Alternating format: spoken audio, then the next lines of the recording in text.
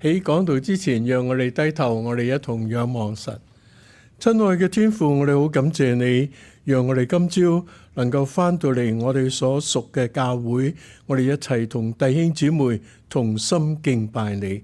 當我哋敬拜嘅時候，求你預備好我哋整個嘅人，讓我哋真係等候安靜喺你面前。因為聖經話，聖經都係神所默示嘅，能夠教訓、督責、責備我哋。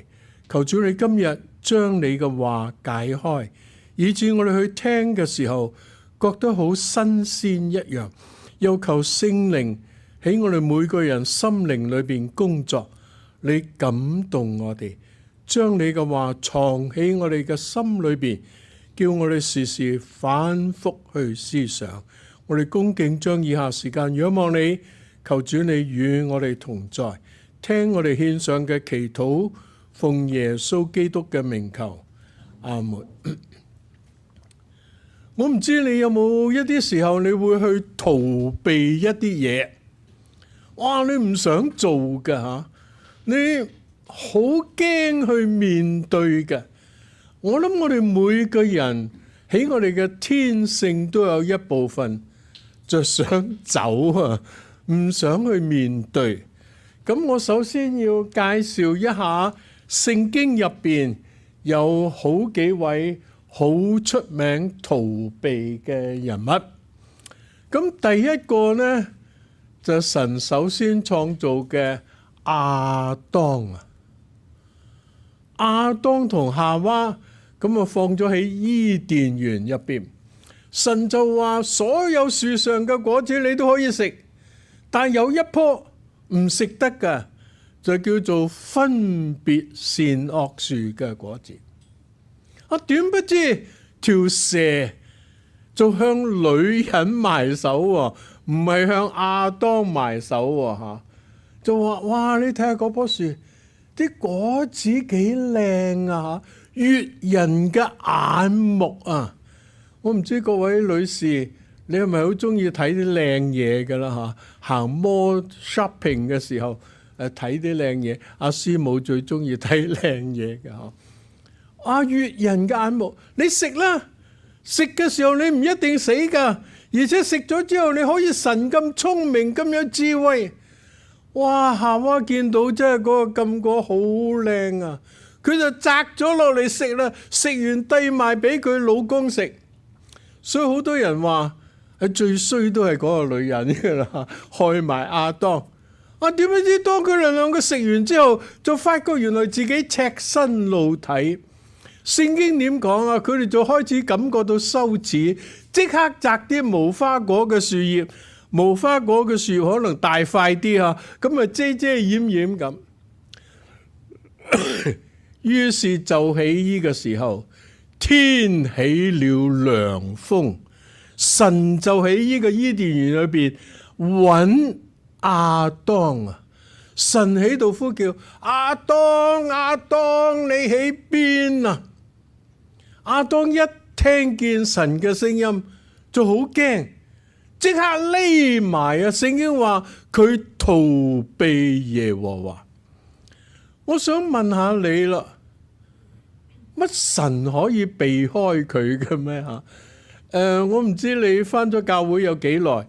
因為我爸爸都係牧師，所以我細細個一定要返教會啊。我就聽好多神係無所不在，神係無所不知，神係無所不能嘅三個無所。神無所不在，神無所不知，神無所不能。你去邊度逃避神啫？講笑咯，點走得甩？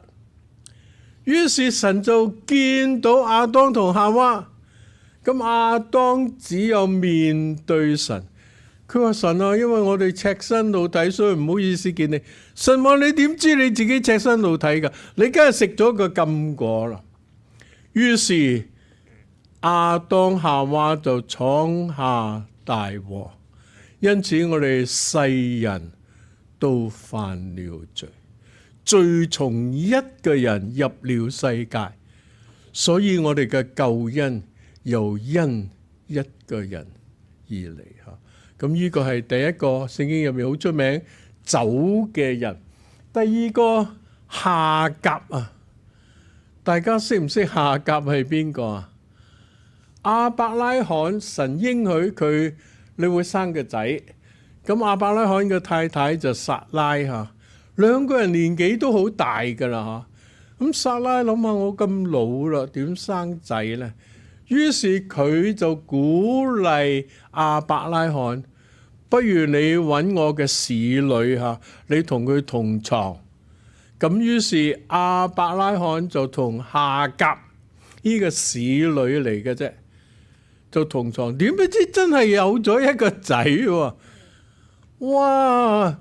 於是呢個撒拉就好似好唔忿氣，哇！竟然間俾你夏甲生個仔，佢就開始虐待夏甲同埋夏甲所生嘅仔，即係以實瑪利。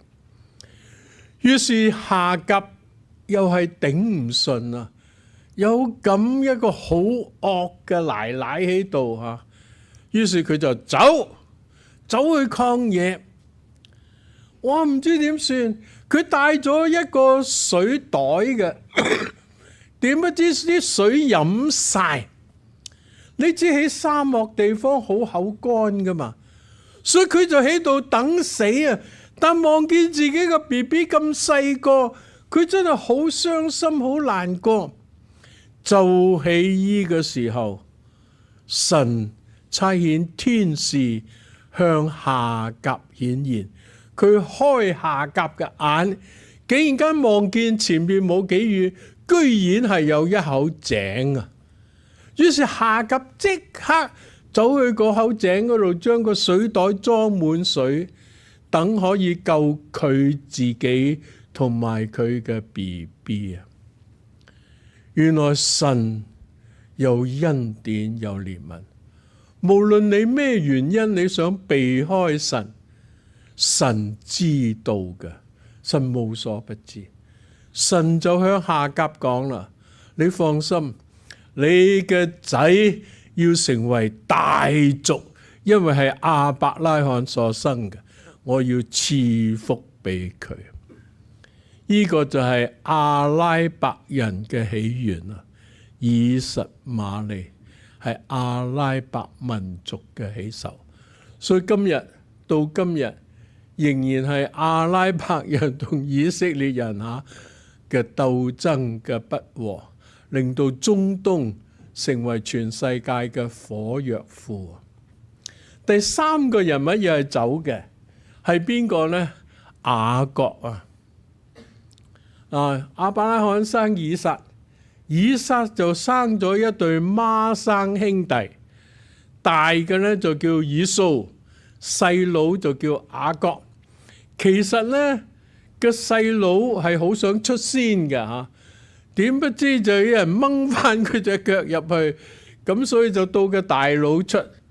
咁呢，由於大佬出世嘅時候全身都係毛啊，咁所以就幫佢起名叫做以掃，紅嘅意思。雅各呢就係一個欺詐嘅人，呃人嘅，所以雅各呢個名唔係好好噶嚇。我唔知有冇人叫 Jacob 啦不過唔緊要，因為後來神就幫佢改咗一個名叫 Israel 以色列。所以亞伯拉罕、以撒、雅各係以色列人嘅列祖啊！咁雅各點解要走呢？因為佢就有一日，呢個阿哥就好中意出去打獵嘅，打完獵翻嚟就好口乾，見到個細路喺度煲紅豆湯喎。哇！佢話俾杯湯我飲，我又攰，因為去打完獵。哇！細佬乘機話：你賣咗你嘅長子名分俾我，我就俾杯紅豆湯你飲。竟然間呢個以掃，聖經話佢唔重視長子嘅名分，就口輕輕應承咗個細佬：咩長子啊！我而家好口乾，總之你俾杯紅豆湯我飲，咁啊賣咗佢長子嘅名分。後來以撒知道自己年日唔多，佢就吩咐以掃，你出去打啲野味翻嚟，因為佢太中意食以掃打嗰啲野味啊！我唔知當時喺以色列地方有乜野味，我哋中國人食咩野味㗎？食咩山雞啊咩嚇？特別廣東人好多野味食㗎嘛嚇，穿山甲啊咩諸如此類啊。咁咧，於是就叫以掃去打啲野味翻嚟。咁你翻嚟煮俾我食，我就同你祝福，係長子嘅祝福。點不知呢樣嘢就俾佢太太利百加聽見，咁於是利百加就好錫雅各嘅，佢就自己整咗啲以撒最中意食嘅嘢，就俾個仔拎去俾佢嘅老公食。咁佢知道以掃同雅各有咩唔同呢？就以掃身上面好多毛嘅，同埋兩個人把聲嚇，兩兄弟把聲都唔同噶嘛。於是佢就揾咗件羊毛啊，披喺雅各嘅身上面。雅各又着住以掃着嘅衫，咁啊埋去見佢爸爸，因為佢爸爸已經眼目昏花，睇唔清楚。一攬住佢個仔，一聞下，咦，以掃浸除啊！一摸下佢隻手，全部係毛嚟噶。但係佢話我摸你就似以掃，但係你把聲就似雅各，咁都冇辦法啦。啲嘢好吸引佢食，於是佢就開餐，就食咗其實係佢老婆整嘅嗰啲美味嘅食物。食完之後，佢就舉起佢隻手為雅各祝福，將長子嘅名分，將長子嘅福氣全部俾晒雅各。點解咗食完咗之後冇幾耐，以掃打完獵翻嚟，又整咗啲野味，又拎嚟俾佢爸爸。佢爸爸話：我頭先咪食咗咯。點解你而家咁遲先嚟噶？哇！於是以掃就知道係佢細佬呃咗呢個長子嘅祝福。於是以掃就話：我要殺咗我嘅細佬。於是呢個細佬就走啦。佢開始佢下半生一個走佬嘅人生。各位弟兄姊妹，我唔知你因為咩事，你有時都想逃避啊？係咪你做咗一啲錯嘅嘢咧？係咪你犯過一啲罪，好唔好意思面對？我哋每個人都有啲好隱蔽嘅嘢唔想俾人知噶。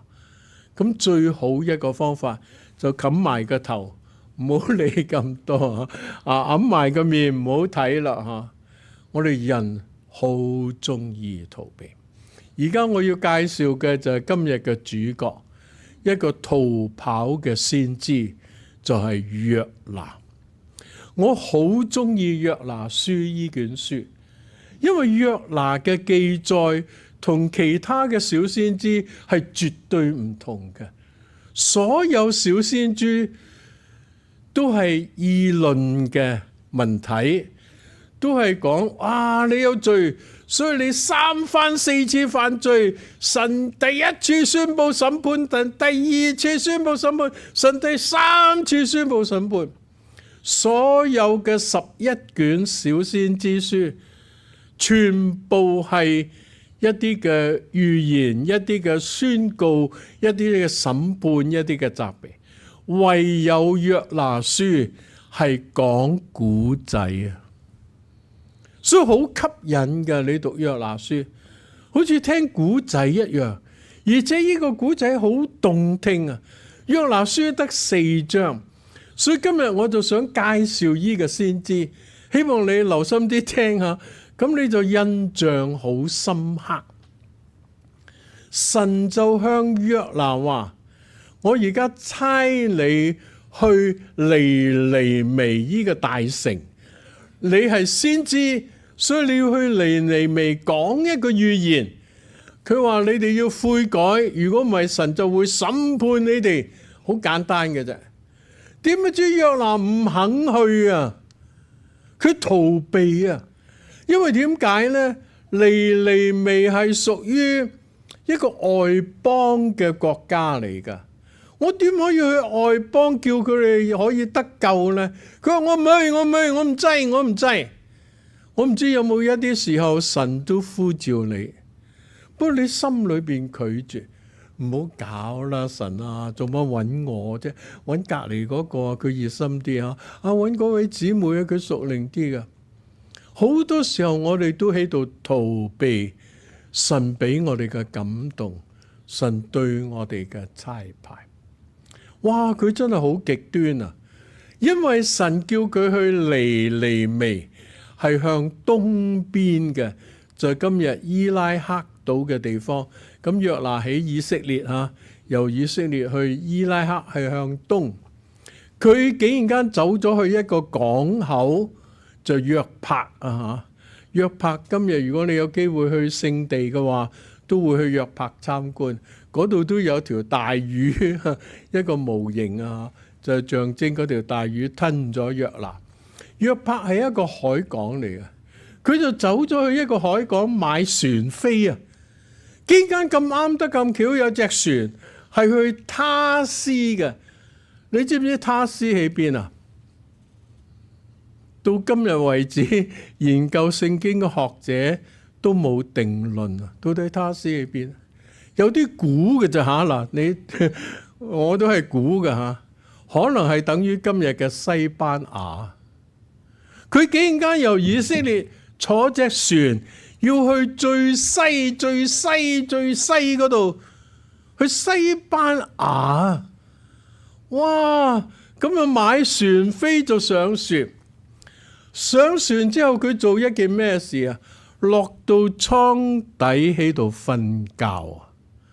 佢知道神可能會嚟揾佢，捐到落倉底下，喺度冚頭大睡啊！原來有好多時候我哋逃避嘢呢，都會匿埋瞓覺，一係好似一啲男士咁啊，狂食嘢嚇，其實你係逃避嘢、逃避責任。就喺呢個時候，神顯出8個神蹟嚟追住約拿。嗱，一陣間我同大家數8個神蹟出現，追住約拿。第一個神蹟係咩啊？風起大浪啊！哇！隻船搖擺不定，就嚟沉啦！嗰啲水手好嘢，全部水手好合作。佢話唔得啦，我哋面對好大嘅風浪，劈嘢啦！睇下船上面有冇啲可以抌得嘅嘢，全部抌晒落海。你哋帶嗰啲咩行李，全部抌落海，唔要啲貨物啊，抌落海唔要，救命緊要啊！點不知抌完啲嘢，仍然大風大浪，船就嚟要沉。呢個第一個神蹟。第二個神蹟，個船長就決定啦，梗係當中有人得罪咗呢個天地嘅神。到底邊個？就周圍問，你有冇人係做錯事嘅？快啲出嚟認。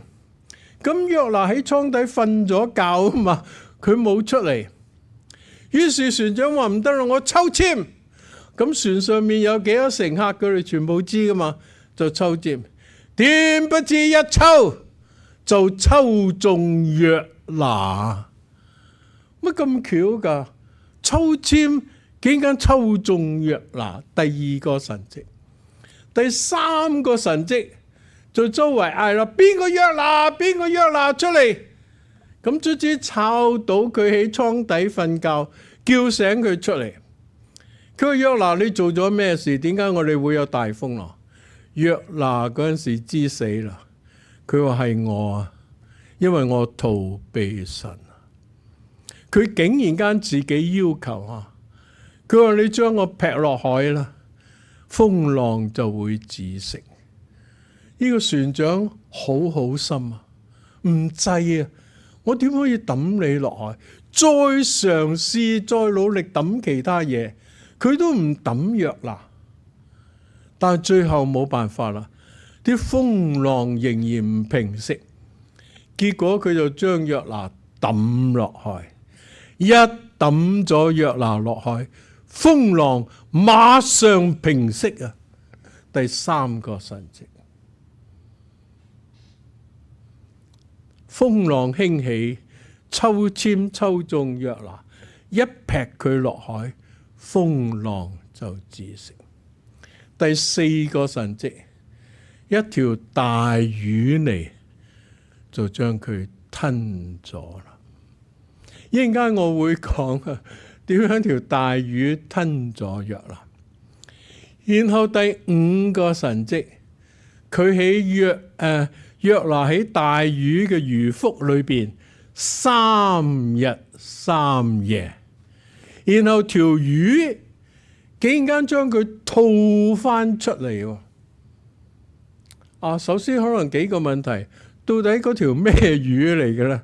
咁大家心中有數，梗係鯨魚啦嚇。咩全世界最大嘅哺乳類動物就係鯨魚，係咩啊？藍鯨定係咩鯨啊？係最大嘅嚇。咁的確喺世界新聞上邊咧，真係有條鯨魚吞咗一個人嘅。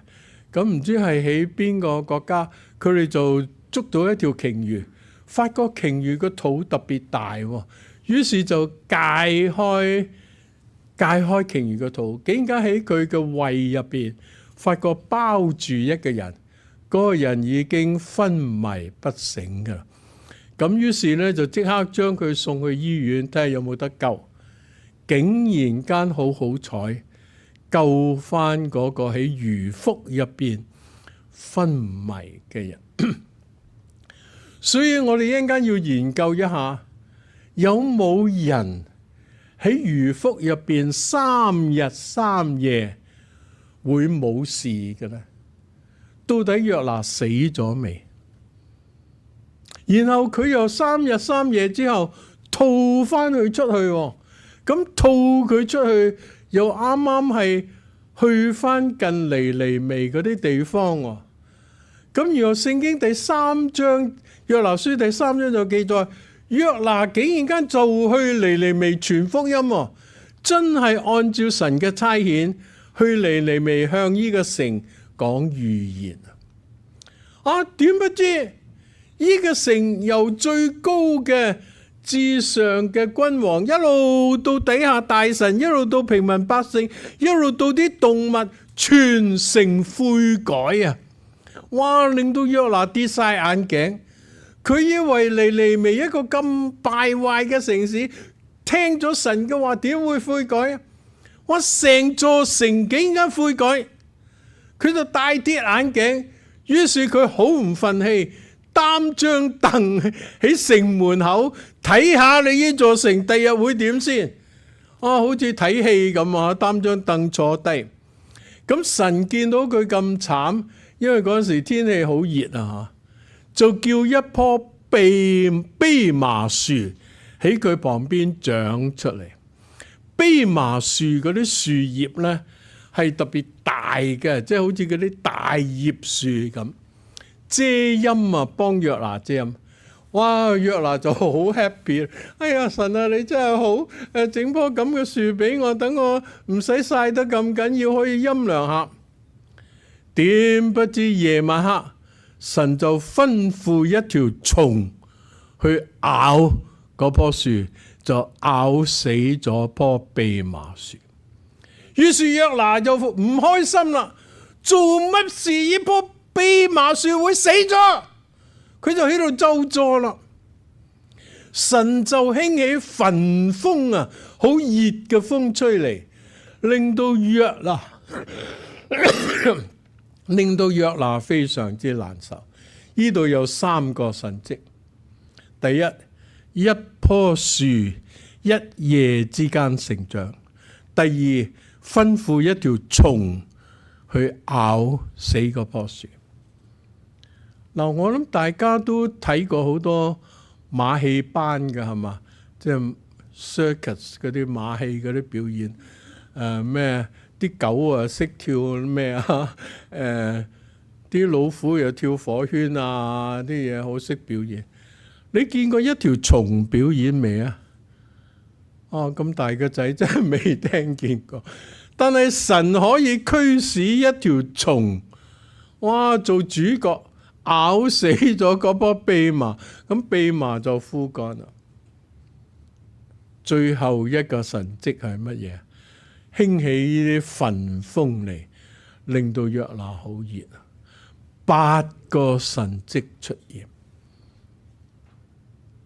原來約拿一個逃跑嘅先知，而家要回轉過嚟。好，我哋繼續睇下邊。我哋嘅天性係好中意怕難，逃避，唔想面對，所以我哋都會逃跑。第二，下一章，一個逃跑嘅先知，神命令佢係去尼尼微嘅係東面，但係而家咧佢就走去西方，佢走去近西班牙嗰邊。好，下一章。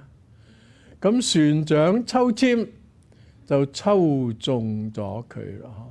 船上面嘅人就對佢講啦：我哋抽籤啦，係睇下災難臨到我哋係因為邊個嘅緣故。於是佢哋就抽籤，抽出約拿嚟。眾人就對佢話啦：請你告訴我們，這災難係因為你俾我哋嘅咩？咁你以何事為業？從哪裏來？你是哪一國嘅人？咁佢話：我係希伯來人，我敬畏耶和華創造滄海嘅天上嘅神。佢哋就大大懼怕，對佢話：你做嘅係咩事呢？佢哋就已經將佢點樣躲避耶和華都告訴咗佢哋。下一章啦。咁佢哋就對佢話：我哋可以點樣做呢？使風浪平靜呢？因為波浪越嚟越洶湧所以佢哋就話：你哋將我綁起嚟，拋在海中，海就平靜了。因為這大風係因我嘅緣故。然而這些人竭力蕩槳要把船穩住，卻是不能，因為波浪向佢哋嚟到翻騰。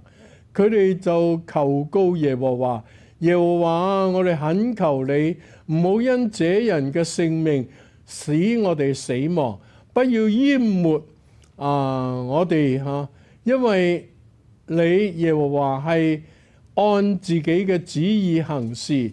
佢哋於是就將約拿抬起，拋在海中，海同埋風浪就平息啦。嗰啲人都大大敬畏耶和華，向耶和華獻祭，並且許願。呢班嘅水手，我覺得好有道義。佢哋諗盡方法幫約拿，最後冇辦法，先至夾硬將佢拋落海裏邊。好，咁跟住就起魚腹3日3夜。下邊約拿書第2章係一篇好精彩嘅禱文。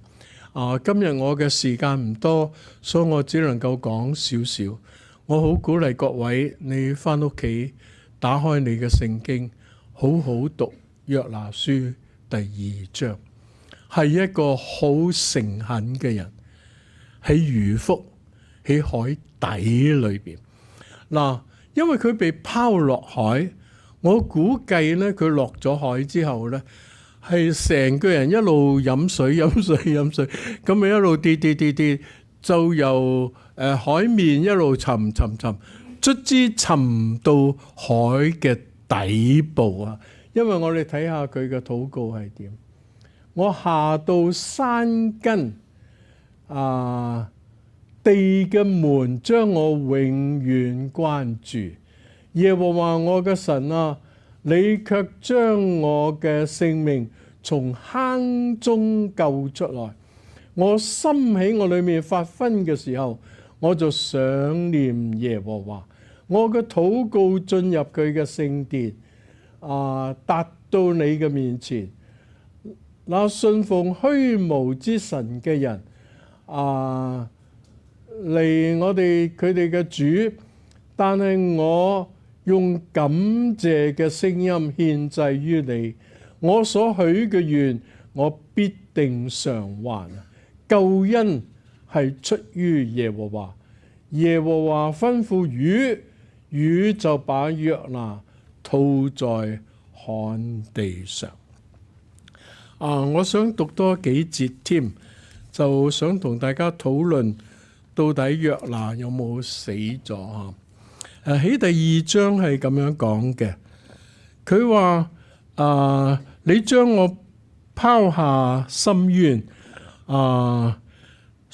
大水係漫過我嘅身，海草係纏繞住我。我下到山根，佢哋將我永遠關注。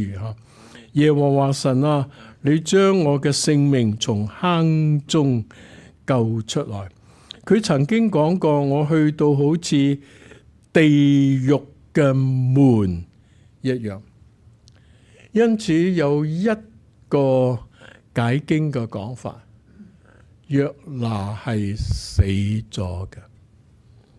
你諗下，由海面掟落海，咁一路沉到落海底，啲海草纏住佢，你已經冇晒氧氣啦嚇！而且呢，你一路飲海水喎，你全身都可能脹晒。你可以捱幾多個鐘啊？咁就算條大魚嗰陣時嚟吞佢，佢喺大魚個肚裏邊3日3夜冇氧氣喎，你係去咗魚嗰個胃嗰度啊，俾啲胃酸、胃液滲透晒你，浸住你，仲唔死？所以當條魚將佢吐翻出嚟嘅時候，約拿好似經歷主耶穌從墳墓裏邊復活一樣，佢活過來。點解我咁夠膽講呢？請大家睇新約聖經馬太福音12章39到41。嗱，呢個係我嘅證明啊，證明約拿係死而復活。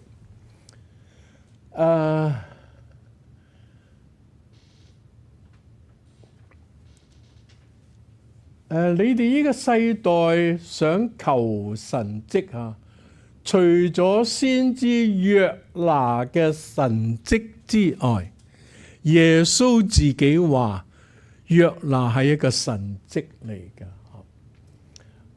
再冇別嘅神蹟俾你哋看啦。約拿3日3夜喺魚腹當中，人子也要照樣3日3夜喺地裏頭啊！耶穌將自己點樣喺墳墓裏邊3日3夜，同約拿嗰3日3夜比較。我喺墳墓就等於約拿喺魚腹入邊3日3夜，所以約拿係死。而且死透咗噶啦，3日3夜喺魚肚喎。咁於是聖經點講？當審判嘅時候，尼尼微人要起嚟定呢個世代嘅罪，因為尼尼微人聽咗約拿所傳嘅就悔改啦。看啊，在這裏有一人比約拿更大。就耶穌指住佢自己講，約拿耶穌介紹係一個神蹟。嗱，我見阿謝牧師有時講到都係有唔同嘅解經家，有唔同嘅講法，有唔同嘅解法啊。咁呢個只係我個人一個嘅睇法，你可以接受，你亦都可以唔接受嚇。咁睇下你覺得耶穌呢度，因為耶穌好少咁直白講啊，佢約拿係件神蹟嚟嘅，而且佢同我喺地裏頭3日3夜類似喎。咁又係真係好奇妙噶嘛？點解唔5日4夜呢？點解唔4日3夜呢？或者點啦嚇？又係3日3夜，同耶穌喺墳墓裏邊 exactly 一樣。有時舊約就喺度彰顯新約嘅時候，叫我哋更認定耶穌就係神差嚟嘅彌賽亞。舊約嗰啲係一個預表，到新約就嗰個本體嘅出現。神就要用約拿呢位先知去宣告一個好重要嘅信息，就你哋快啲悔改啊，回轉歸向神，神就施拯救。好，我哋繼續睇下邊。咁於是第3，佢就好勇敢嘅面對佢嘅任務啦。約拿第1就佢起嚟向尼尼微宣講。咁耶和華嘅話第2次臨到約拿，佢話你起嚟往尼尼微大城去，向其中所有嘅人宣告我所吩咐你嘅說話。約拿就起嚟去啦，往尼尼微去。尼尼微係一個極大嘅城，要行足3日㗎。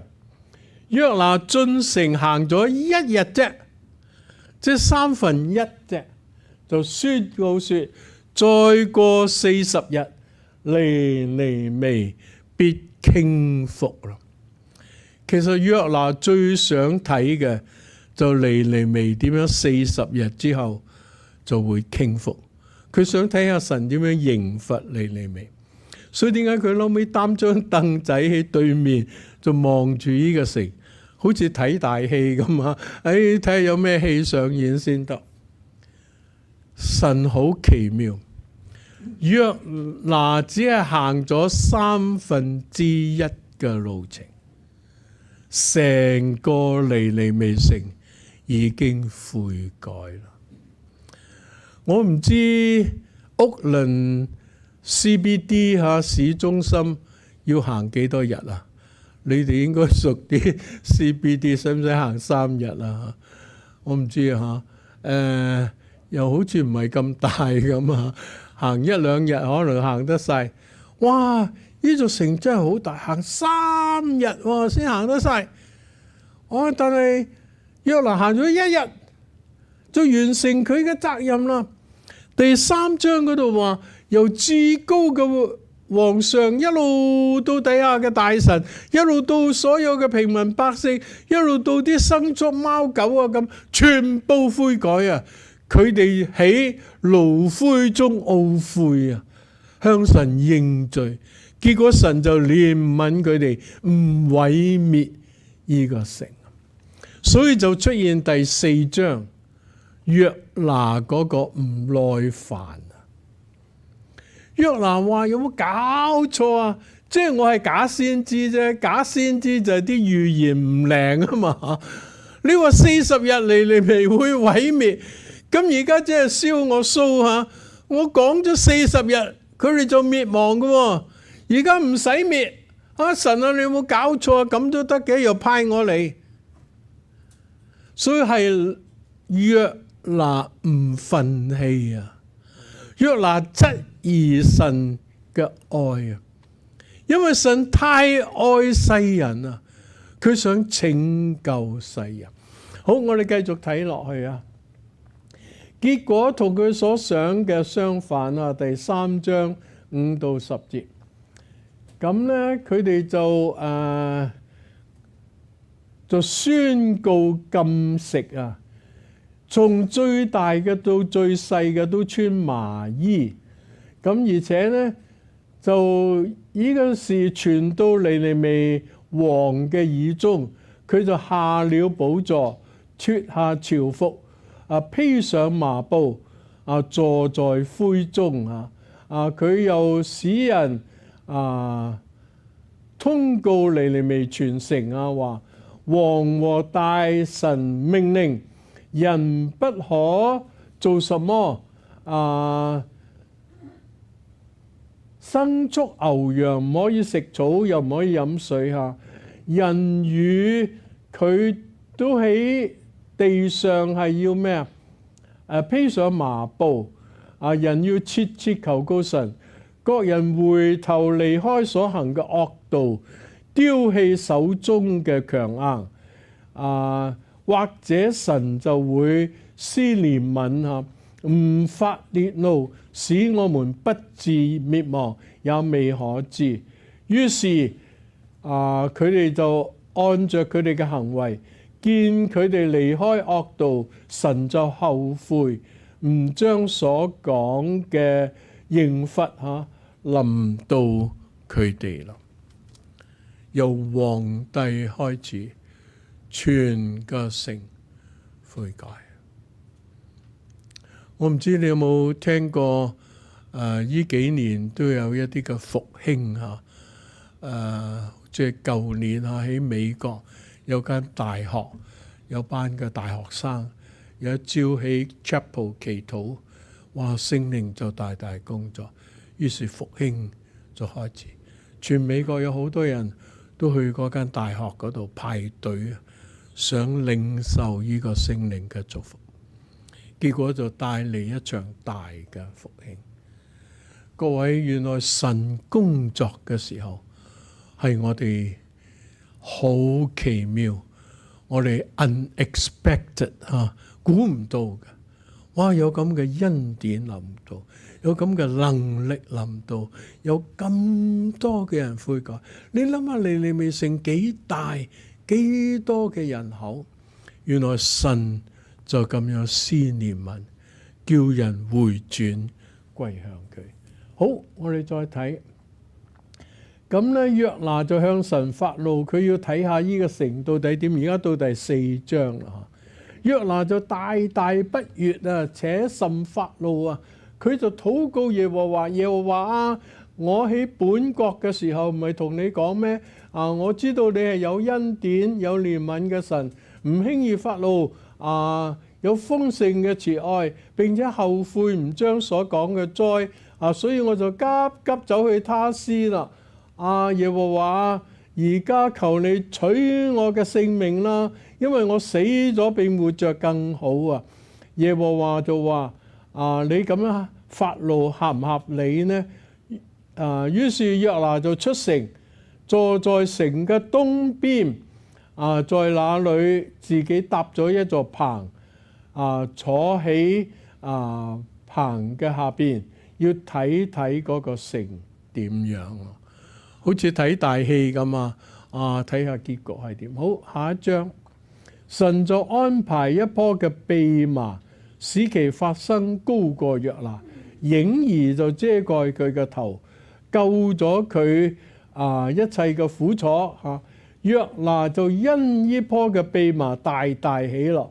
次日黎明，神安排一條蟲咬呢棵蓖麻嘅根咁咧就枯乾啦。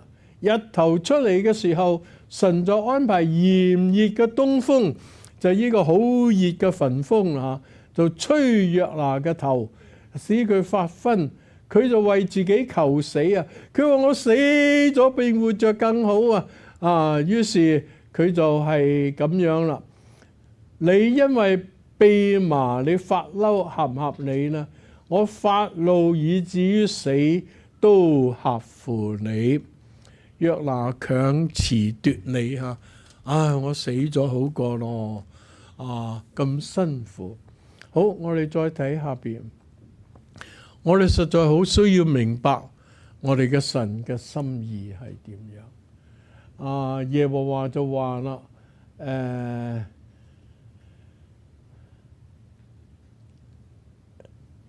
呢棵嘅蓖麻唔係你種嘅，又唔係你培養嘅，一夜發生，一夜就死。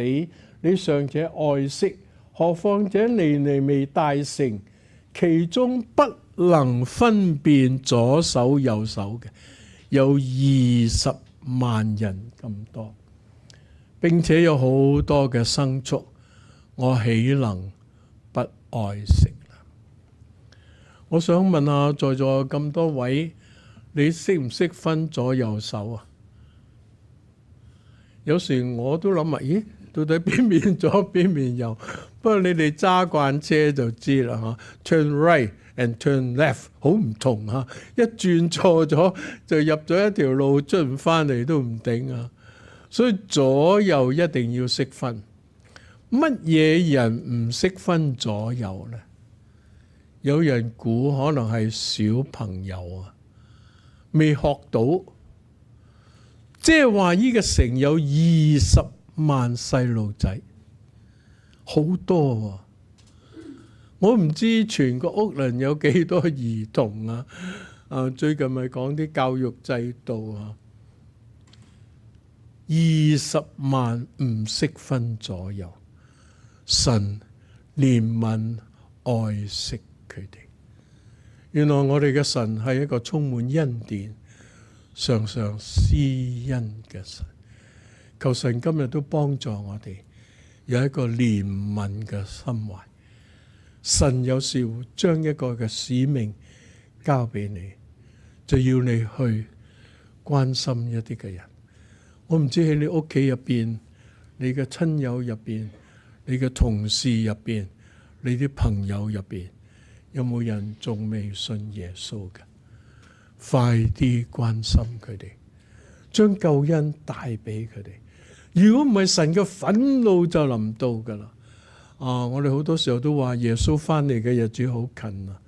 今日係一個末世嘅時代，我哋唔知耶穌幾時翻嚟，所以趁現在多為主作工，見證主。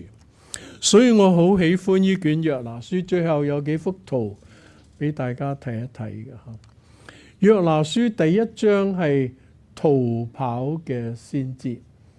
第二章係禱告嘅先知，第三章係一個順命嘅先知，向尼尼微工作，然後第四章係一個質疑嘅先知。